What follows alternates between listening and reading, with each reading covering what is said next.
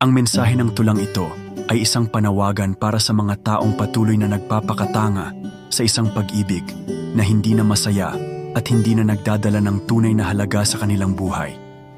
Ito ay isang paalala na hindi kailangang manatili sa isang relasyong puno ng sakit, lalo na kung may taong handang magbigay ng pagmamahal na hindi kailangang ipaglaban o ipagpilitan.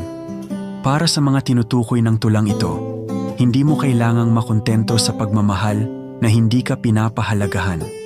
Hindi mo kailangang magtiis sa isang relasyon na puro sakit at pagkukulang. May isang taong handang ipakita sa iyo kung ano ang tunay na pag-ibig. Isang pagmamahal na hindi mo kailangang habulin o ikatakot na mawala. Huwag mong hayaang manatili ang puso mo sa kamay ng isang taong hindi marunong magpahalaga.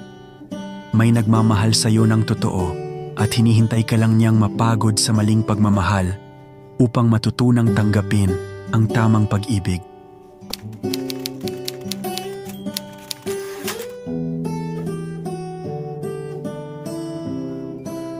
Bakit mo hinahayaan ang pusong mahalaga na gawing parang alikabok, nililipad, sinasaktan, binabaliwala?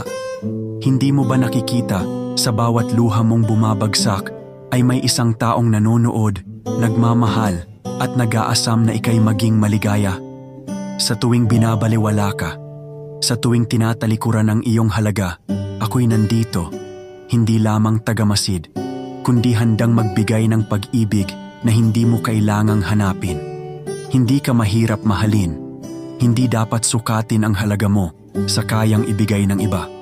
Ikaw ang pangarap kong tuparin, ang bituing nais kong yakapin sa gitna ng dilim. Bakit kailangang magtiis?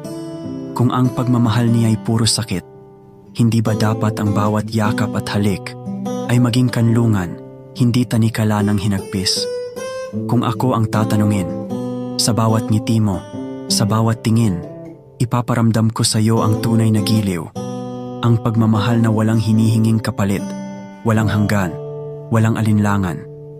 Dito ka na lang. Sa akin ka na lang. Hindi kita paiiyakin. Hindi kita iiwan.